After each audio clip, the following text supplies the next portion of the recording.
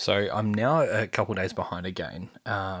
Reason being is that I restructured my calendar because I didn't want to keep, being in front of the screen just before bed and, staying up late and recording stuff and all that sort of shit before going to sleep. So I thought, well, I will, I'll record it in the morning, and as well because then I capture the entire day. Like I'll go to bed and have conversations with Beck. That's really great, and it's just not panning out. If I have a look at my calendar, and I like the last probably few weeks, I've just been living by my. If it's not my calendar, it doesn't happen.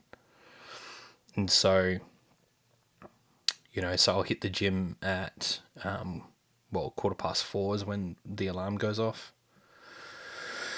And I'll come home at 5:15. Beck will go hit the gym, and then from there, what was really cool is I've been able to actually work on some affirmations. And I don't know if I mentioned this earlier, but I've never really been keen on affirmations because I feel like I'm just trying to lie to myself into a new reality. The funny part is that's pretty much what it is.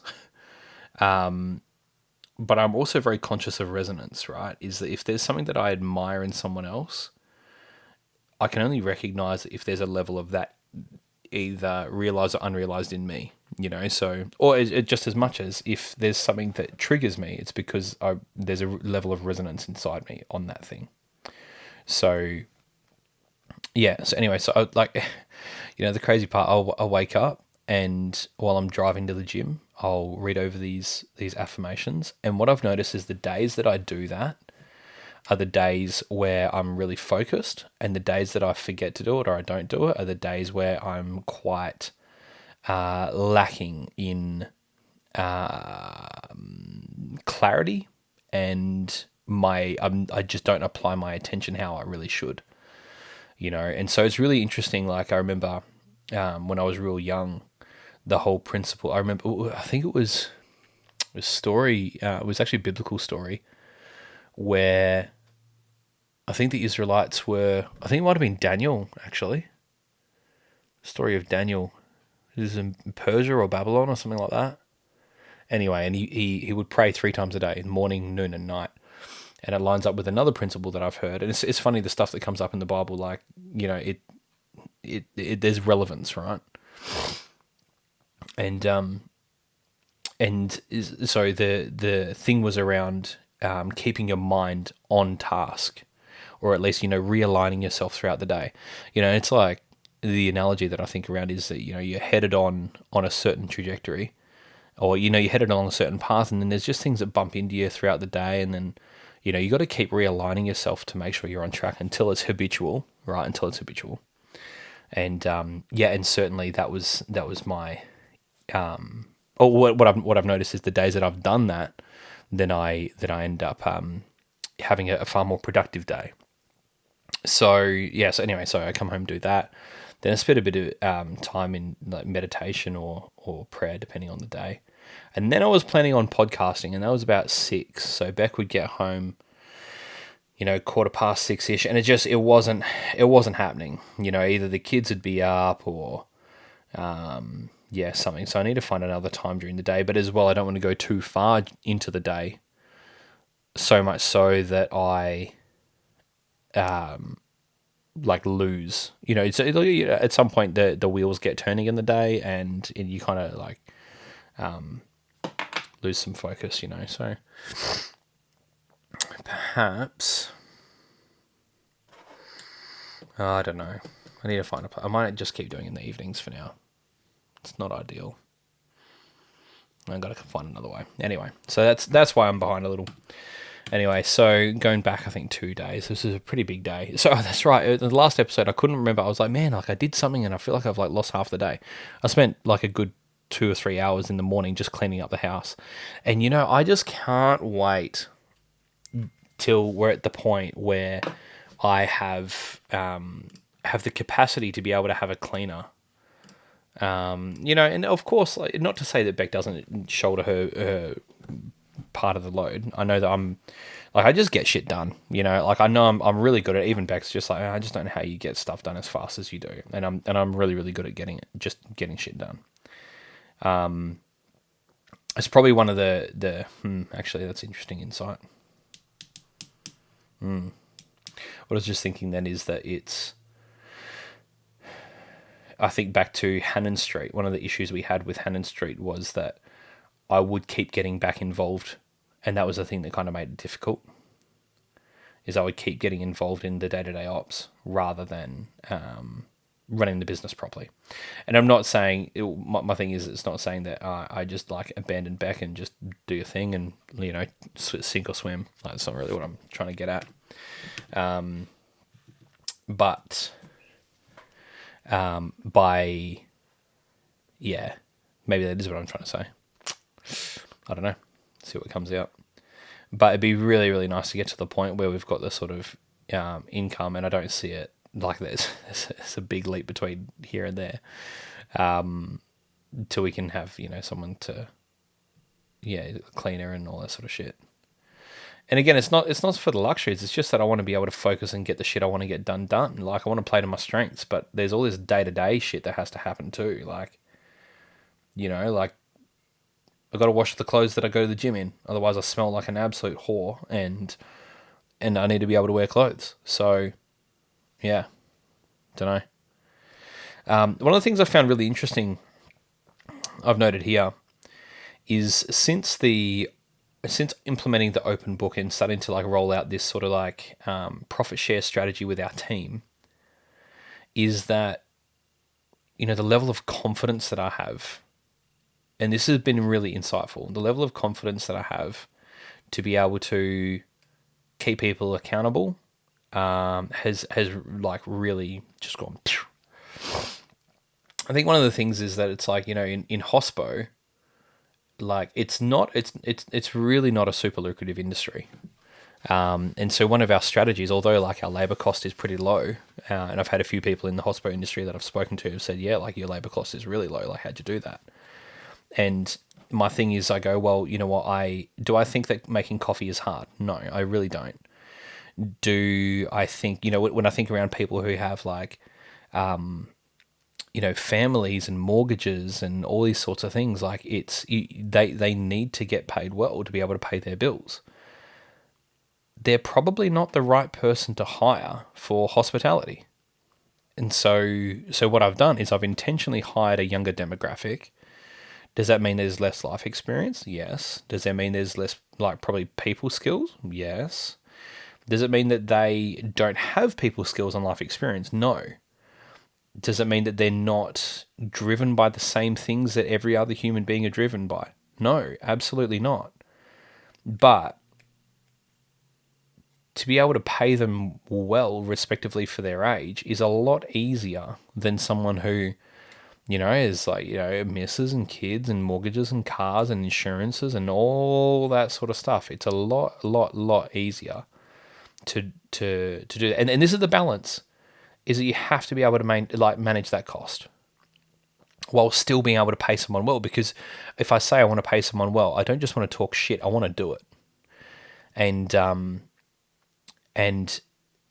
this is one of the tricky things that I've had for a long time, is I'm like, man, it needs to be a two-way street. Like, I have no problems at all paying someone really well, but the business has to be able to get what they need out of that person's skill set. And so I built this whole like training structure, and so many hours into like recording our training process, recording our processes, how we do it, putting structures in place, like how do you measure that, putting like a training manual together and all these, and then just like, it's just not, it doesn't get used. And like, and you know what, I know I'm definitely dropping the ball there somewhere. And what we did was we say, okay, like the way it works is that someone comes in and, and they start on a ward. But to go from level 0 to level 1, and we've got 5 levels, is like crazy, super wildly easy, like super, super easy. And that should be able to do that in 2 weeks, and then, okay, then after that, then, okay, pay rise. And then, next level pay rise, blah, blah, blah, blah. And it kind of, there's more depth and more skills that need to be developed over that period of time. And yeah, and it's just kind of, it hasn't been adopted by the team. Am I going to totally give up on it? I don't know. I think that there needs to be a little bit more discussion around why. And I think this whole like open book management process is kind of given me, like, so the whole premise and exactly how it rolls out, I'm not totally sure just yet. I'm working with a lady, well, Sue's her name, working with Sue to come up with, like, we're going to do a bit of different modeling around how do we actually come up with a bonus structure system that is going to be beneficial to the team and suit our business and industry. And so I've said to the team, I was like, listen, give me 12 weeks, but this is where we're headed. What it will mean is that we'll have a minimum profitability target that we do need to hit. And then above that, we're going to be sharing the profit. And I'm excited about that. Like, to me, I'm like, okay, like the business wins, they win, everybody wins. Like, and the beauty of it is that I'm able to, like, for that to do really well, I need to be able to share, like, there needs to be clarity, and I think around, what's that book? I think it's Extreme Ownership by Jocko Willink. Oh, he's got another one. I can't remember what the other one is. Anyway, one of the things he was talking about is like communication up and down the line. Leadership. He's got a book on leadership somewhere that I read. Obviously very like military heavy and because that's his background, obviously.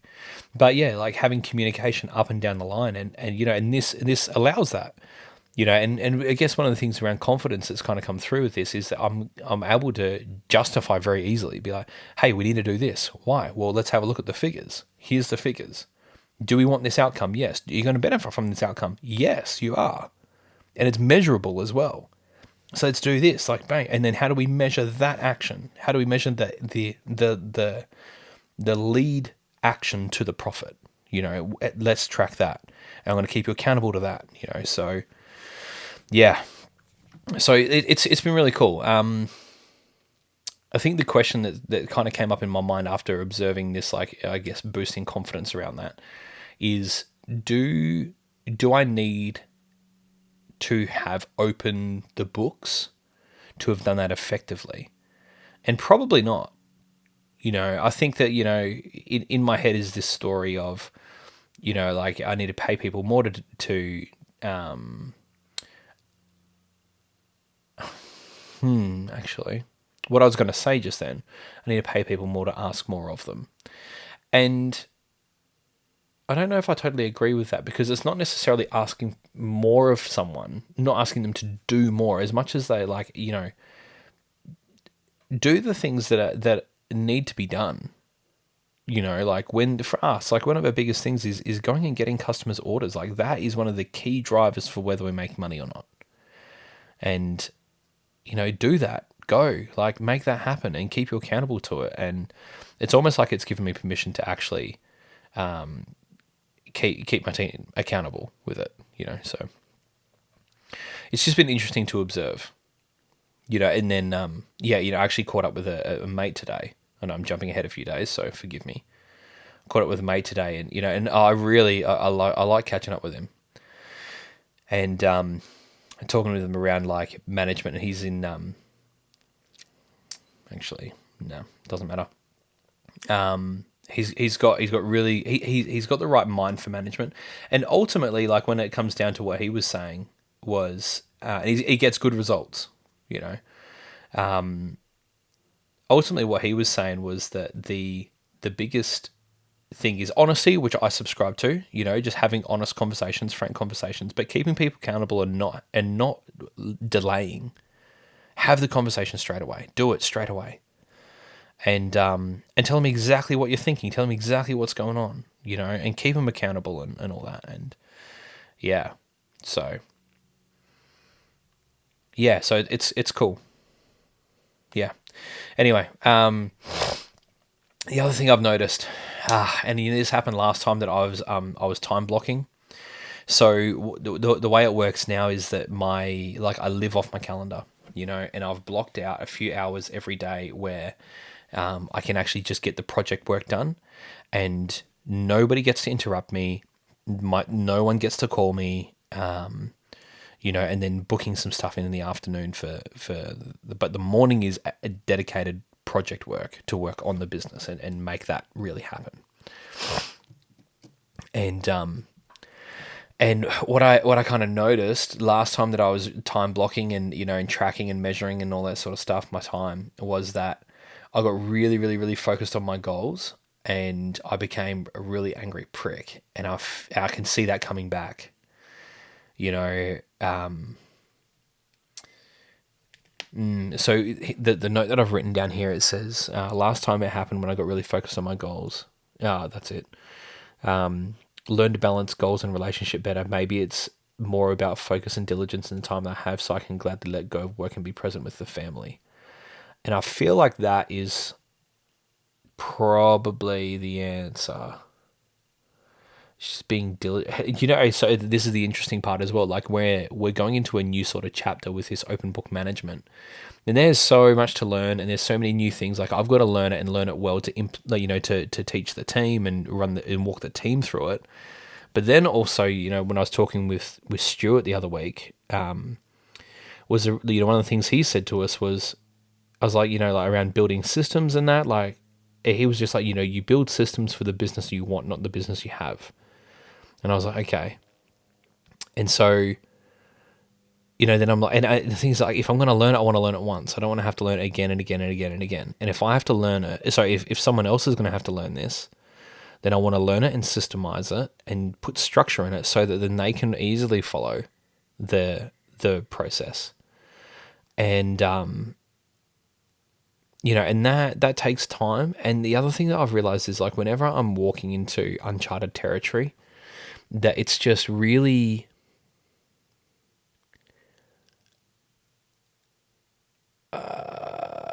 it's just like, oh God, what is the word? It's almost like where I lose the, oh goodness me, sorry, my head is all over the joint today. Nah. Yeah. I'm so sorry. My brain is all over the joint. Yeah. Anyway, whenever I'm headed into uncharted territory, it's just like I get bogged down in like, it's not even over analyzing. It's just like, well, how do you start? And the hard part is, I know that the secret to that is that, and I've always worked it out. That's the thing, is I've always worked it out, and I literally just have to go right back to, okay, what's the next thing? Do that. And the next thing, and do that, and then do that. And then the hard part is I'll be doing this, and I realize, well, hang on, to finish this, I need to do this bit. So, but you've got that momentum. You don't want to stop it because, you're like, but it means building another system. It's just, anyway. So, yeah.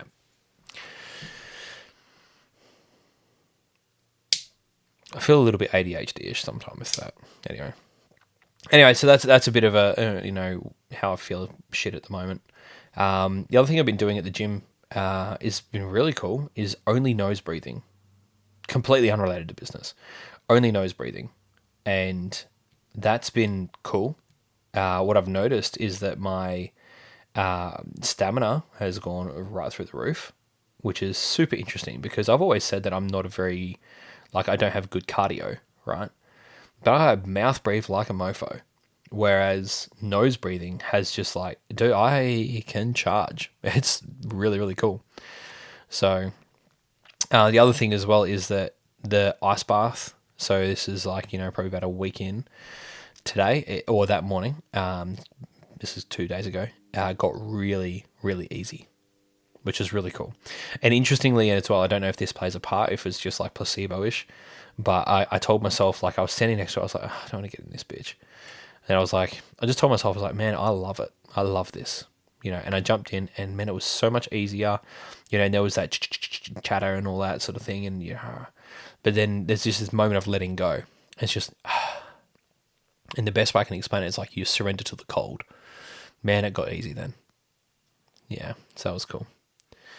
So then, I G'd up for a management meeting with our manager and supervisor, Kaata Odelia.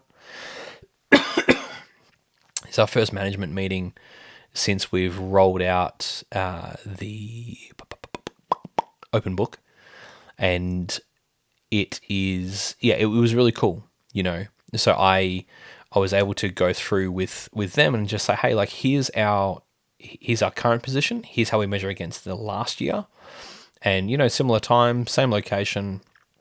The difference was last year I was in the business, Jed was in the business. We both work really hard and fast, and we analyze things well. So, yeah. So the thing with that was that there's quite a big shortfall between where we were last year and where we are now. And I'm conscious that, okay, we need to kind of get the team aligned and back on track, which is the whole intention with the open book management anyway. So yeah, so anyway, so it was really good because I said, I was like, what do you want from me? What do you want me to keep you accountable with? What do you want to keep? What do you need from me? And you want you to keep me accountable to that. And and then just strategizing with them, like, okay, well, here's the stuff that matters. We need to have these conversations with the team and all that. And it was really good. It was good. And so I came home and actioned the stuff that I could do, the low hanging fruit straight away from that meeting. And we put the questionnaire out to the team as well. That's right. Yeah, we put the questionnaire out to our customers around, what do you guys, like, what do you see? And no doubt, this is the thing, is no doubt it's going to be the exact same stuff that we identified. Yeah. So anyway. Then that Arvo, I had organised to meet up with a mate of mine who's having a few issues, and I'm aware this is a public platform, and I don't feel like the conversation really warrants a private recording. But it was really cool, like she was struggling with a few things in a work environment, and for the most part, I'm conscious that half the time people just need someone to actually give a shit and listen. So I asked a couple questions, but otherwise she just monologued, and it was really funny. And toward the end, I just said to her, I was like, hey, like, why does this bother you? Oh, because, yeah, but no, why does that bother you? Oh, because this. Why does that bother you? Oh, because people will see me this way. And I said to her, I was like, who said that? And she was like, oh, I was like, I didn't say that.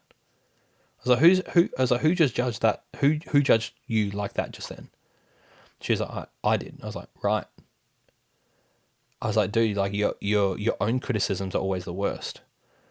And I said to her, I was like, and this is like toward the end of the conversation, I was like, like, you're not, and I don't know how many times I've had this conversation with someone. I was like, you're not broken. And every time that, someone's at their wit's end, and I've said that to them, I'm like, you're not broken. There's nothing wrong with you. Just fucking tears, like, oh. And fair enough. Like, everyone feels like everyone's a bit fucked up, and she was crying and shit. And I was just like, listen, like the way I see it, and is this correct? It doesn't matter, right? Because to me, I'm like, I subscribe to the whole thing around useful belief, right? Useful belief. And I go, a useful belief for me in this scenario is, if I was born to your parents with your DNA, had your upbringing, your influences, had your thoughts, and made the decisions that you've made and everything else, I would have to be you. I would be you in that chair right now. And I just go like, if you put anyone in the same sequence of events, they're probably going to end up in the same position and with the same frustrations. And the thing is that true? Who knows? Who cares? But here's what I do know for sure. Let me read you this message.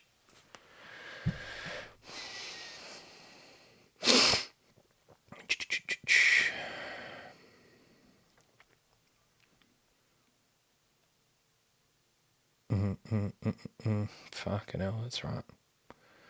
I sent her a voice recording because we didn't get to finish it up in time.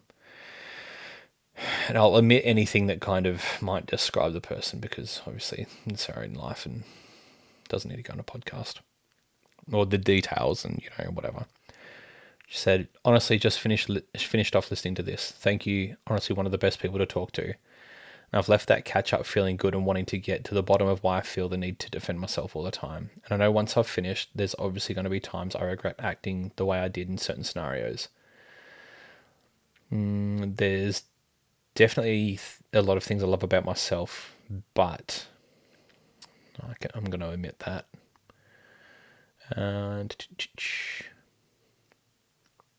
React this certain way if the buttons are pushed and I really want to figure out how to work on these things. I want to be the person that can be told things about myself and that I don't necessarily agree with, but will shrug it off and be like, okay, that's how you feel. And one of the things that I said to her is I was just like,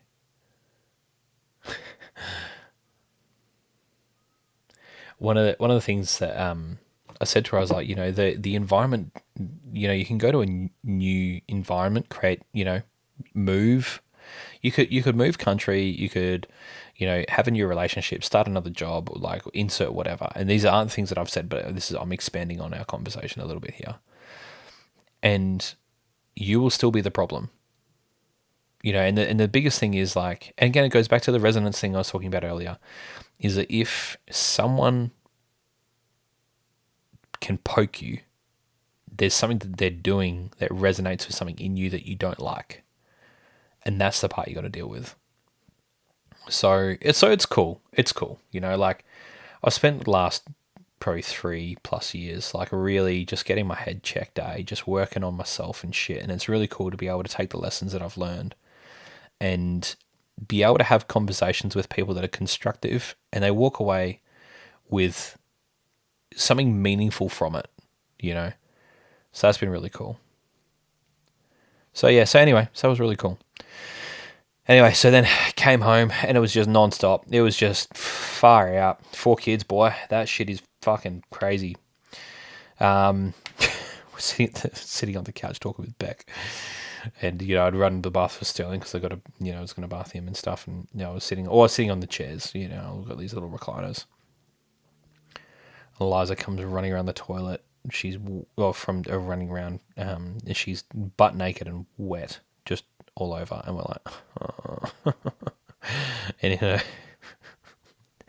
in the toddler youthfulness, she's just climbed straight into the bath and had a bit of a splash and then just come straight out, just having a fat time. Yeah, so anyway. So, yeah, did the bath time routine and stuff. And then we did the first... I haven't done this in so long.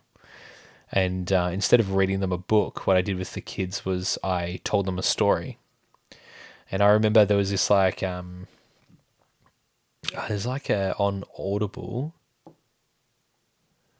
The Great something series? The Great... I can't remember the name. The Great... Anyway, it's usually like university professors and stuff like sharing like, they've taken like a college degree or a university degree and then they've put it into like a story audio book format so you can listen to this like specific thing. And there's one that was around storytelling, and that as well. Like I've been in the I've paused it at the moment, but Vin Gang, I think is his name, or Zhang or whatever, Vietnamese guy in Adelaide, and he does like stage presence and storytelling and all these sorts of stuff, or just for the most part presenting. So there's a little few things I've been learning recently around that, and I was like, oh, this is a good opportunity to to get good at telling stories, and ultimately stories, movies, pictures, all that sort of stuff. They're all, it's all a story. It's just storytelling, and songs, even storytelling, and so that's where I was like, well, you know what, I'm going to tell the kids a story, and I was like, what do I tell them? So I decided I'd tell them the story of Shrek. And they thought it was hilarious. It was the funniest shit ever. And as well, like, as I'm like telling this story, I'm like, this is wild. This is like fat ogre meets a donkey, gets kind of like nearly imprisoned by like these guards, and there's a dragon that falls in love with the donkey, and there's a princess that turns into an ogre, and so, and they thought it was the funniest shit ever. It was so funny. And I'm like standing up there acting it out. But you know what was so amazing? Time flew past. Because I was totally present. I was really, really focused. Man, they were just like, they were sitting on the couch just lapping it up. And really cool. It was a really, really cool experience. So for the last few nights, we've been telling stories instead of reading books. And it's been really cool. Yeah, we've really enjoyed that. I think it's a good way to connect as well because there's dialogue, there's opportunity for dialogue at least. And I've been like, I'll be like, and they're walking across the bridge, and what happened next? What do you think? And the kid's like, the bridge collapsed. Oh, this happened. I'm like, that's right, the bridge collapsed. Whoa, and making this big thing, and they love it. So it was really really cool. Yeah,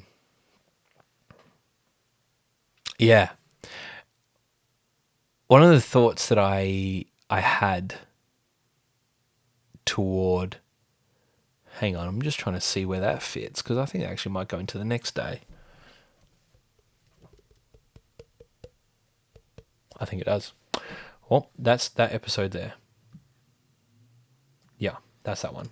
Sorry to abruptly cut that. I know it was very odd, but next one's coming up.